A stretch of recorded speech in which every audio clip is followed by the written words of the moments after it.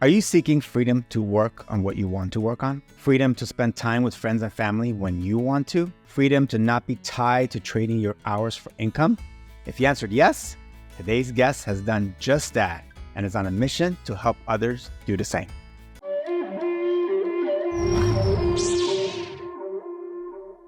Today's guest is Noemi Kis, founder and CEO of AquaQuote, a digital marketplace for industrial water treatment products. With a background in corporate accounting and finance, Noemi transitioned to entrepreneurship. She has a significant social media presence and aims to help 1 million entrepreneurs achieve freedom. Today, she'll share her strategies and insights to help you reach your goal. Welcome, Noemi. Welcome. Thank you, Michael and Artin. Happy to be here. Yeah, so glad to have you. I've definitely been fans and following your content, so it's a pleasure to meet you. Let's just get started.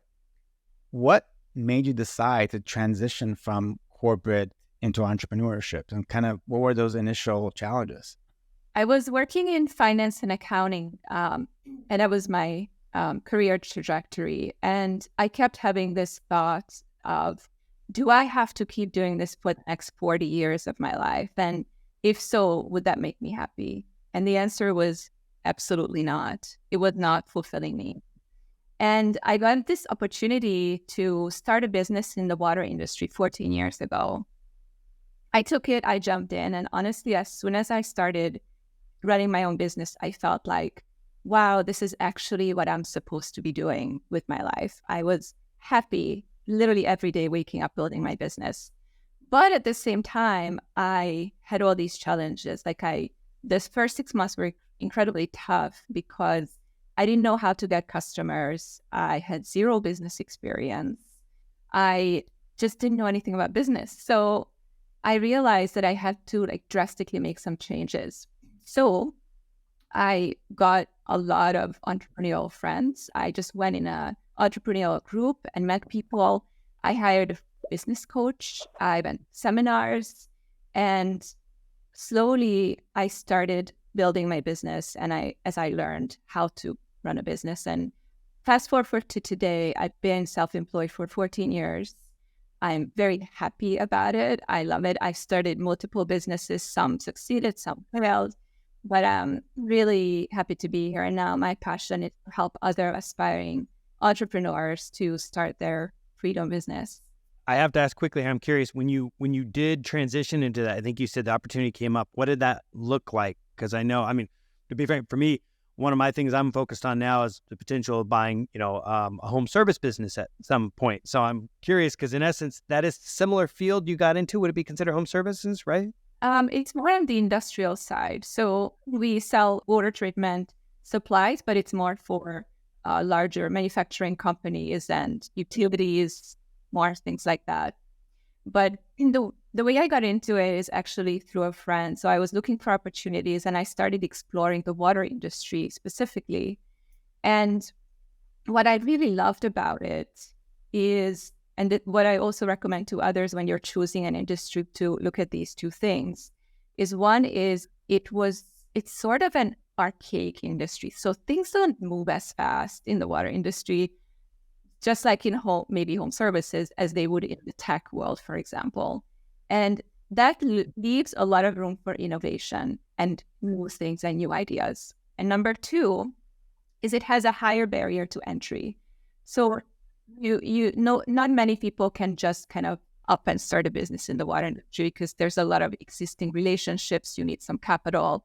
So I was able to do it because of this friend who actually helped me get started in that business. That's great. So did you come in as call it sweat equity, working in that way? Did you come into it where you were looking to take over that business long-term partnership? Like how did that look?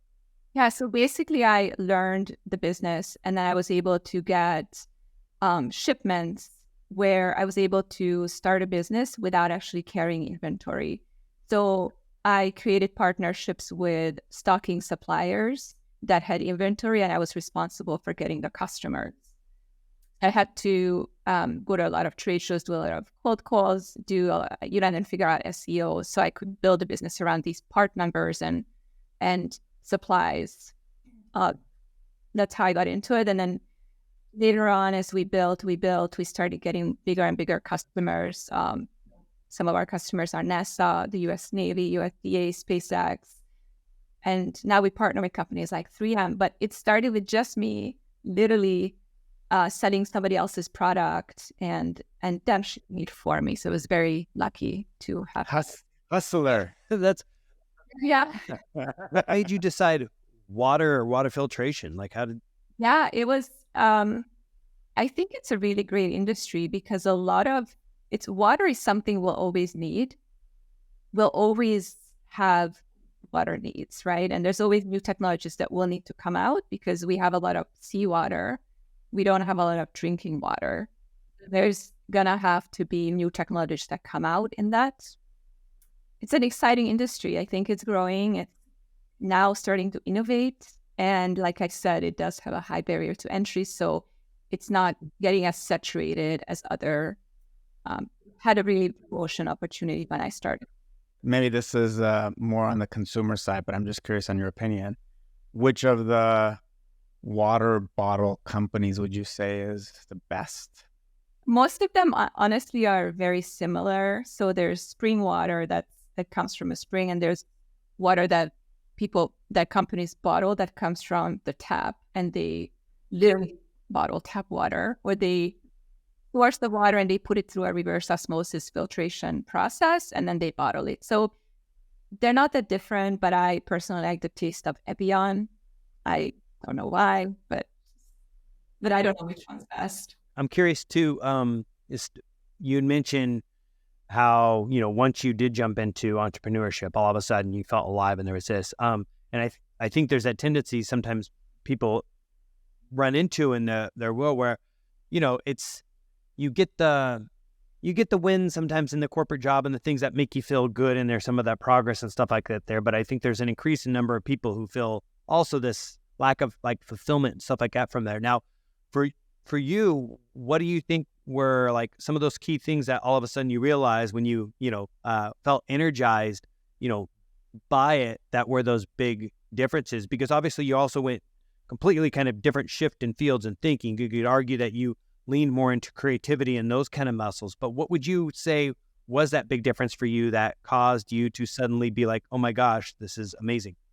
So one of the most amazing things was that in corporate, especially, mid to large size companies, there's this sort of safety when choosing new projects to work on. So you don't want to take huge risks as a big company. You want to make sure that what you do is going to work. So there's always this like assurance that the projects you're working on, they're going to work out. They have a KPI.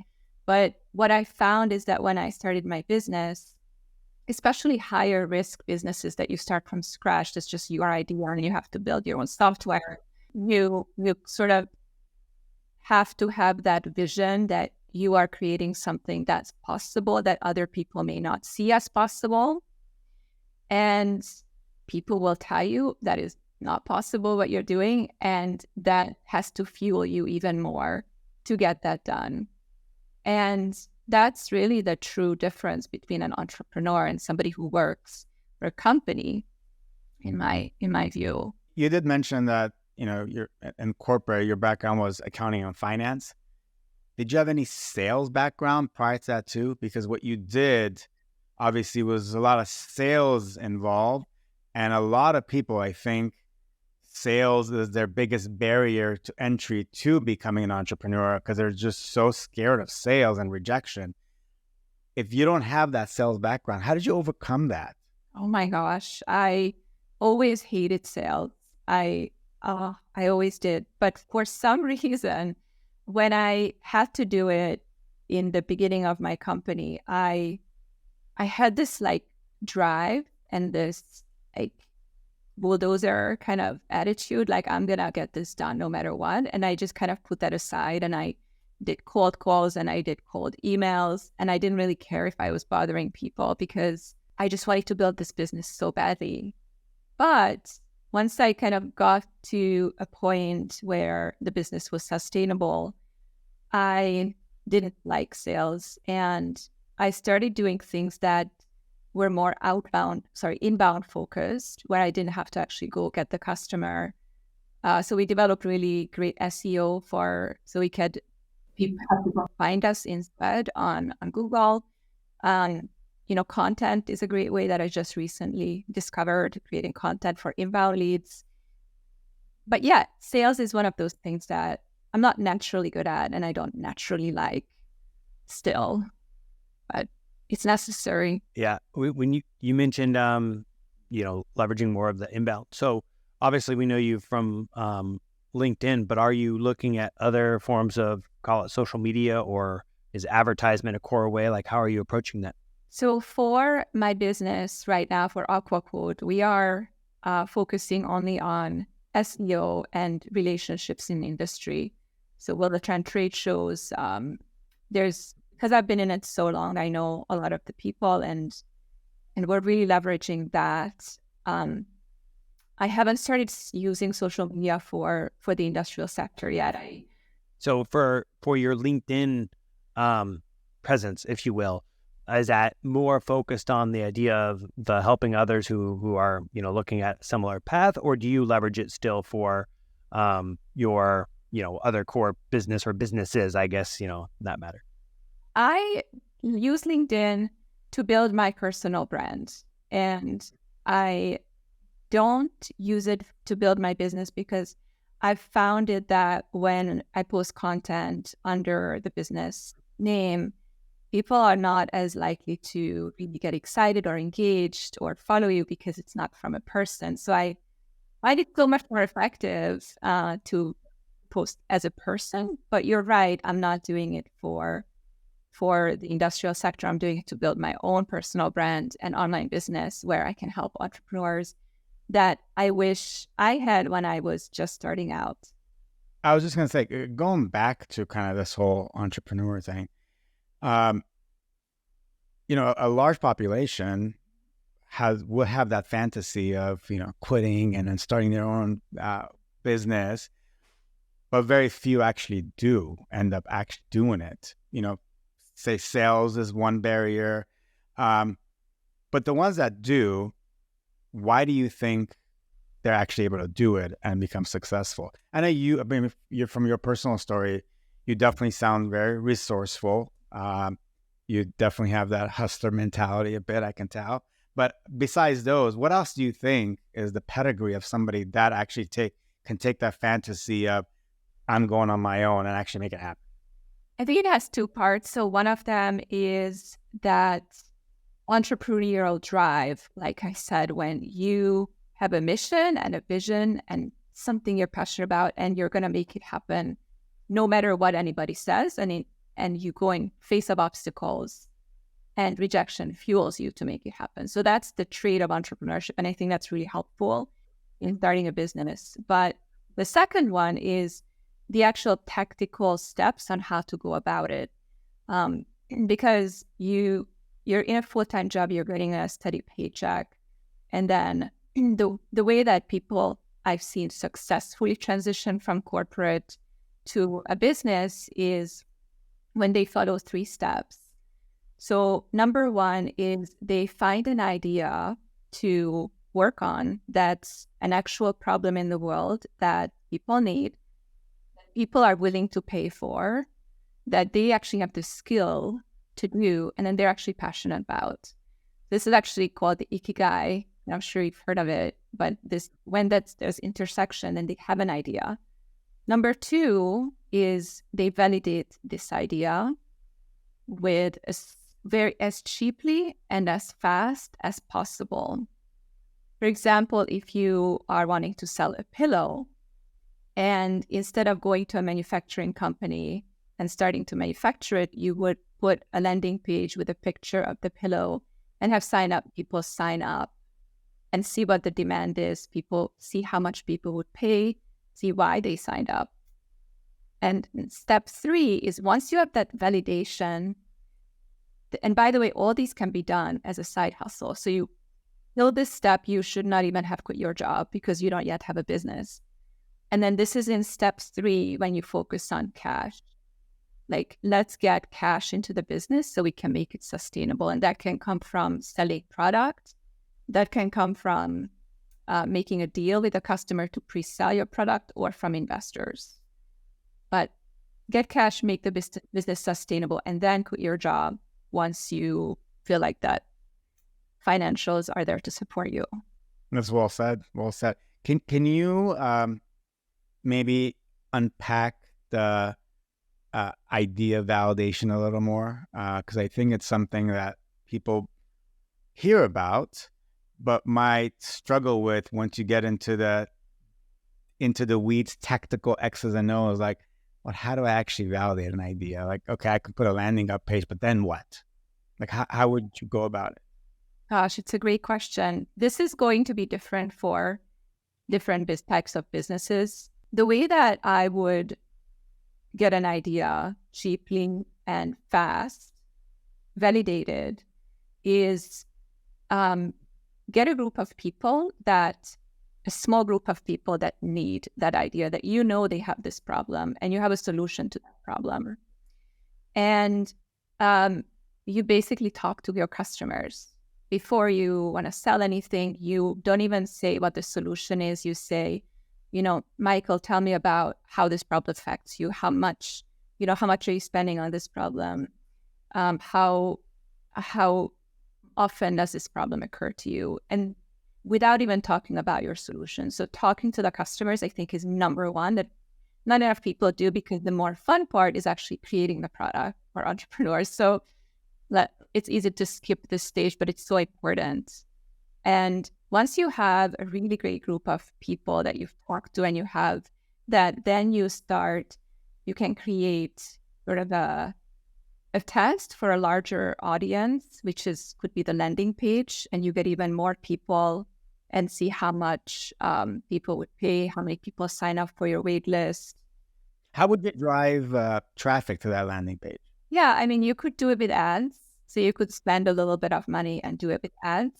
You could, if it's a smaller sample size, you could, like for my business, when I started this new startup, which I can tell you about later, but the way I did it is I already had people in the water industry that I knew, and I just reached out to them on LinkedIn and email. There was a group of people that I already know. And so reach out to people, validate the product, and then create a minimum viable product afterwards that you can actually get cash for right away. And then from there, I'm just curious, assuming that first, product, whatever, as you do prove that you get the minimum viable product out there, at what point then do you is that the success and it's like, all right, start moving on to evolving that? Or is there a process actually there? I'm just curious that you usually go through, because you mentioned some businesses that have failed, and I'm kind of curious, at what stage do you find that, because sometimes failure is one word to use, another time is determining you had to walk away, which could still be considered failure, but it could be, strategic, failure in that case. So what does that look like? I'll give you an example of my own business, because I went through this, actually. 3 years ago, I was running my business and I noticed a problem in the water industry, which was there were these manufacturers of equipment that would sell an equipment for like $500,000 or $1 million, and then would not have any revenue for a while until they sold another $1 million equipment. So they would have this kind of up and down in their revenue. But there was this huge opportunity because the customers that had their equipment needed constant replacement parts and service, and they lost out on that recurring revenue.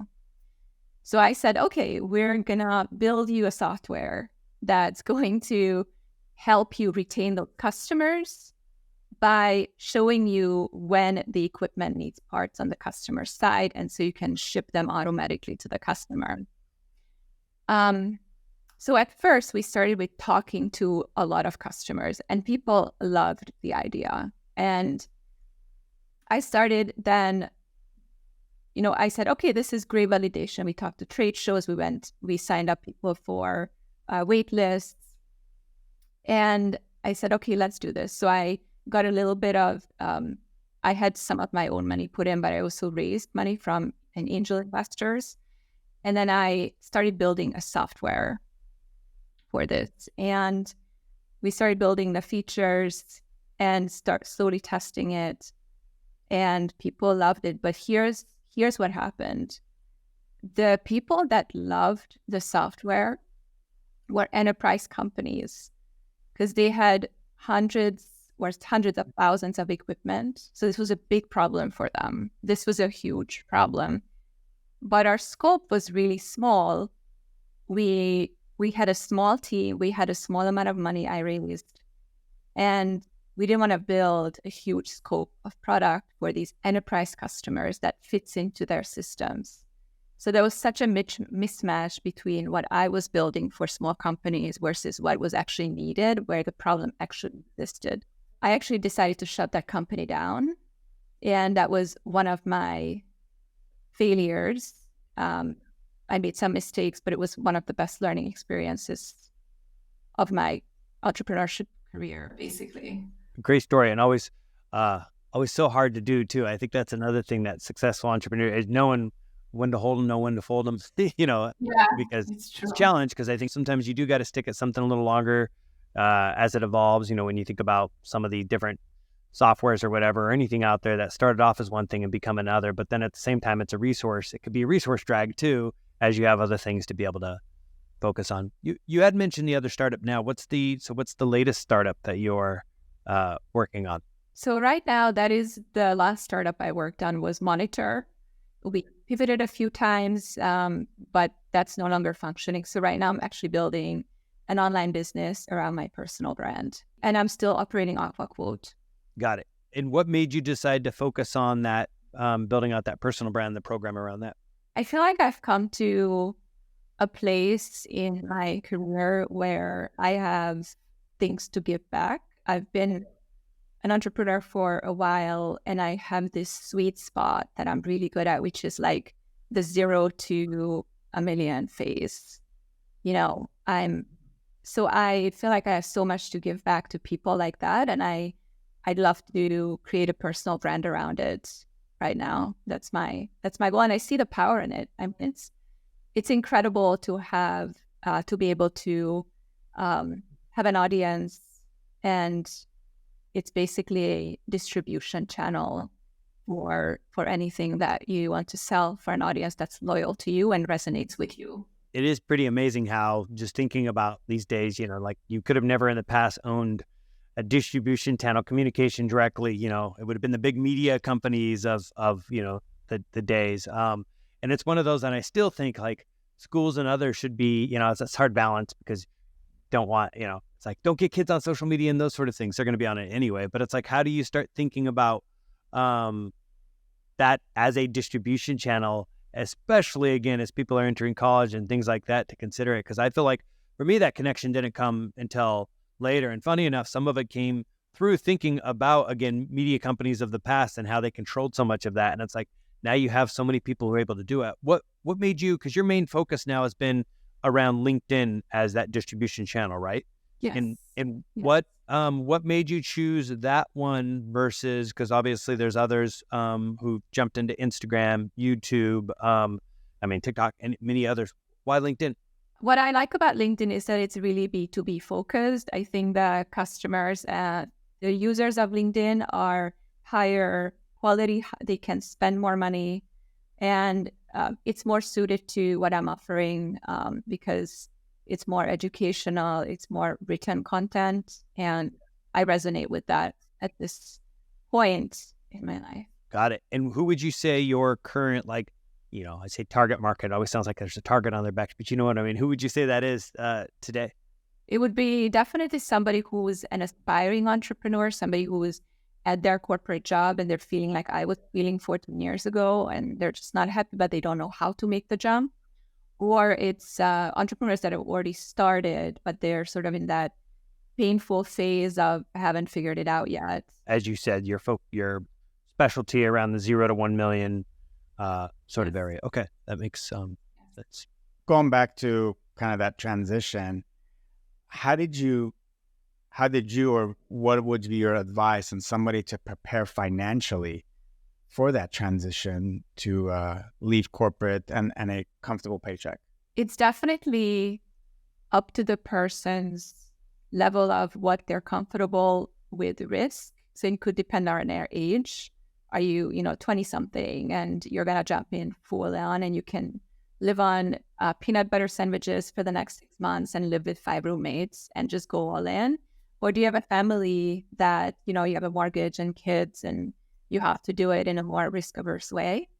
And so it's going to be a different answer, but I would say I really still like the gradually letting go of the job and replacing income slowly and doing it on the side as a side hustle first. And then jump in when you think you're ready. But one thing I would say is this mistake I've also made is this is the time when you have the side hustle to focus on cash, bringing in cash, because a lot of entrepreneurs don't focus on revenue generating activities enough. They don't focus on, let's research my competitors, let me do a logo, let me hire this freelancer, let me do the website, and all before they even have a customer.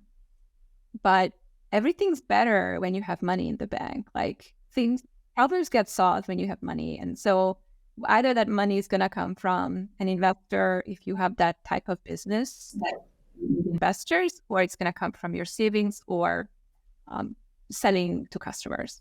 The concept of what you said, and something that's always stuck with me, is the idea of a lot of people, they confuse like the action faking versus the actual taking action. So action faking can be the reading of the 10 books that's going to make them a better entrepreneur, which, by the way, maybe it will, but without application, you retain only 5 to 10% of that anyway, and therefore you're not getting it done. It's like, yes, how do you look at that core thing? And I think it was a few people have reinforced this, but the idea about how, how do you get to that sale?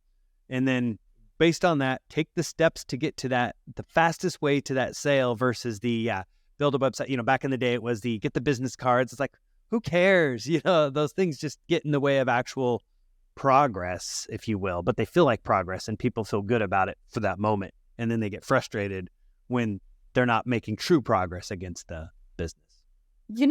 I love that you brought that up. It's such an important point. And what I would add to that is when people are starting, so for me, actually, when I was starting the business, I didn't learn anything until I was actually doing it.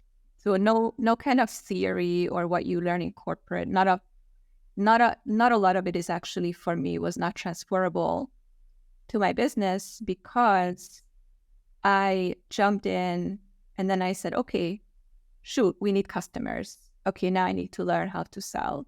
I need to learn how to do cold email templates. I need to do this. And then you don't know what you don't know. But next you are like, I'm wearing too many hats. I need to hire somebody. How do I do that? That you didn't learn that from a book or a course. And then the next step comes, now you need systems so you can scale the company. How do you do that? It's just constant learning curve, and you never catch up as long as you're building a company. And it's constant learning. That's part of the thrill. At least I think when it comes to that, it keeps it so alive. Like I think a lot of people where the jobs become stale because it's that same thing over and I mean, there's some variation, but not like you have an entrepreneur, because literally, to your point, it's like, okay, well, today I'm learning about, even when you say systems, some people don't even think in terms of systems and realize the importance to them until you hit that scale that forces you to, otherwise you drown under the weight of it all. And I think when you say systems now, everybody automatically assumes software systems, but it's not all software. A system could be a streamlined process that is repeatable and scalable, and that's a system itself. But speaking of systems, like, what are some tools that you use today to run your business? For HR, it's Gusto. I really like Gusto. It's a very nimble software. And for hiring freelancers, I use Upwork, and managing freelancers. Paying overseas, I love Wise, WIC. It's great for paying overseas freelancers. And I also discovered recently an ERP system that's really just under NetSuite. It's called vTiger that we really like. Have you built any custom software for your system? We have. For your business? Yes, we have. Our website is actually custom because it takes into account how people send RFQs in our RFPs or RFQs, and it doesn't come through natural. People will not just like push buy in an industrial. I'll buy $20,000 or $50,000 order and push buy now and put into cart. Like you just don't do that. So it's a very different. So we had to build and custom. Before you jumped into that world too, I assume probably didn't have loads of experience when it came to like building out software or tools in that sort of way. Is that fair to say? No. Well, I did. And it could be a beast. And I'm curious, do you do more of that in-house now? Do you outsource that? What does that look like? We outsource it. So at first I started with an agency, actually in Hungary, and they helped build it. Then I had a few people in-house. But that was, then if you're being in-house and you have to worry about having a product manager and a project manager and that's, a CTO. So that is a big infrastructure commitment. So I actually do like, if it's just a smaller project, to be able to do it with either an agency overseas is really cost effective, or have a couple of freelancers, full stack developers that can manage that for you. And for Upwork, you mentioned that. What do you tend to leverage? What kind of individuals or skills are you normally leveraging on Upwork? Usually graphic designers, people who can create, like, I love these Notion kind of type data dashboards and systems that I'm just creating now with somebody. But yeah, it's more or even VAs I've hired on Upwork, virtual assistants. And your success with them has been pretty good. VA sometimes, I know for some people it could be hit miss, but it's also how long you have to train them and how patient you are. Yes, I recommend VAs, and having a good VA I think is a great thing for solopreneurs or people who are building a business. And yes, you're so right. You hire and it doesn't work out and it's hard to train and you have to train a new person. Some people give up. But if you have a really good system, not everybody will give up. But if you don't give up, you'll keep trying and you will find a person that fits your business. Do you have an approach that you take with that when it comes to like sometimes the knee-jerk reaction a lot of us have, Art and I have learned and been burned from this one a few times, because we'll be like, great, here's one. Cost is pretty low, but in the reviews, they're decent. Whereas this person here, who's just call it all 5-star, but they're double the price. But usually that person that is often the, all 5-star, double the price, you might actually end up getting to the output faster. I'm not saying that's always true, but do you have a rule of thumb or approach that you take based on your experience of working with freelancers?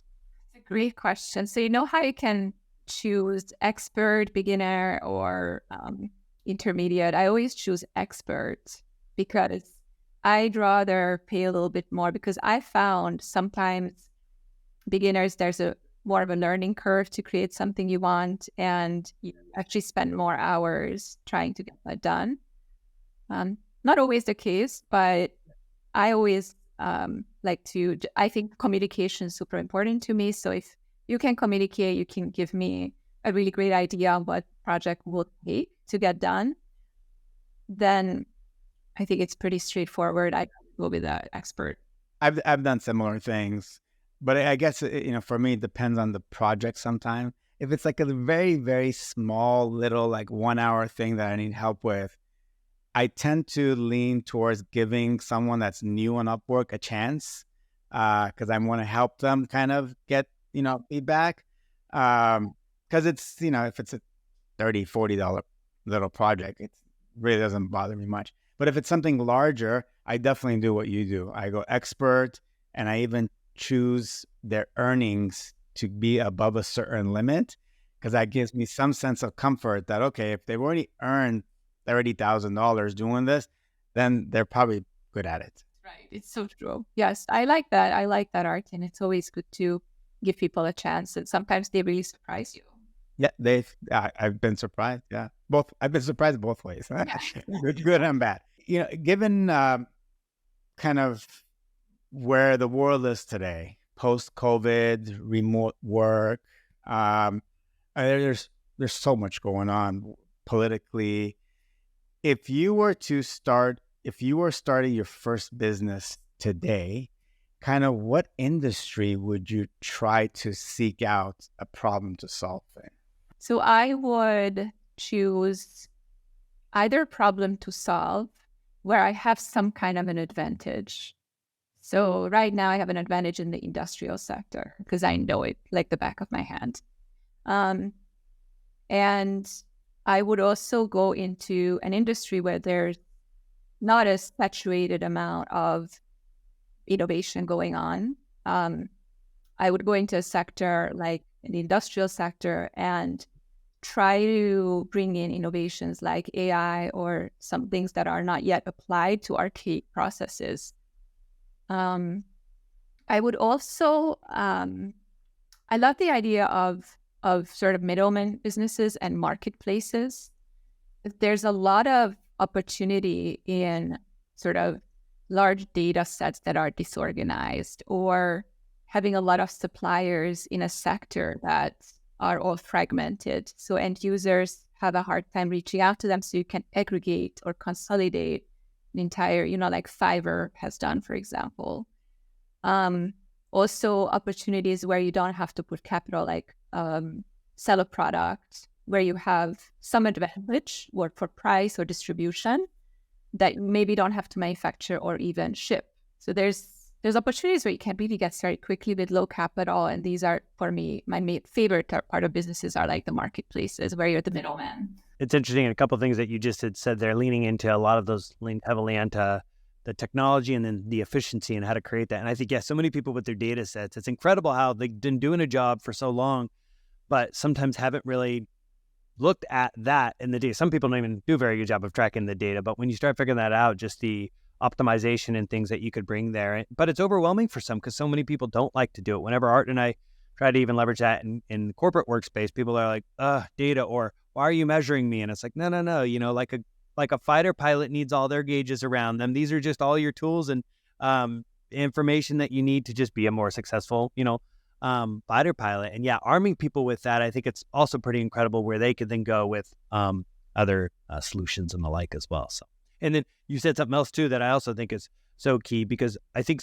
oftentimes a lot of people are chasing that next shiny object. Oh, okay, well, what is it now? And granted, I won't call AI a full shiny object because that's going to be with us for some time. It's definitely that thing now where we need, but I mean, like, if it was drop shipping for, a period of time now, in some ways it might be growing out that YouTube channel, like there's all these different things that people are look at. And the problem is a lot of people will keep chasing the next shiny object and not go back to that skill set they already have. So as you said, look at what, knowledge and that they have already had. You said for yourself in the space that you have, why wouldn't you stay focused in that industrial space? And I think that's so key for some people, because sometimes we look into somebody else's yard trying to find that thing that might be big for us. But the reality is, no, it's there. Just do that thing that's probably made you really successful in your role by connecting it to something, adding that plus to it that makes it unique that other people are not thinking about. It's so true. How do you see Gen AI impacting your business, if at all? I mean, I think in the industrial sector, it's impacting everything around us. And I do wonder how it's going to affect SEO, because, it's like we are dependent on SEO to sell our products. And so I've been thinking a lot about, how do I think 5 years ahead? What will websites look like 5 years from now? Is it really going to be keywords and the same type of researching products online and then finding the best one? Or is it going to be information import from websites using AI? And then how do we prepare for that? Those are the questions I'm asking, looking ahead, because when we built our website, 6 years, maybe 5 years ago, we were at the forefront. Like, people before COVID in the industrial sector did not have websites even. I know it's hard to believe, but it was true.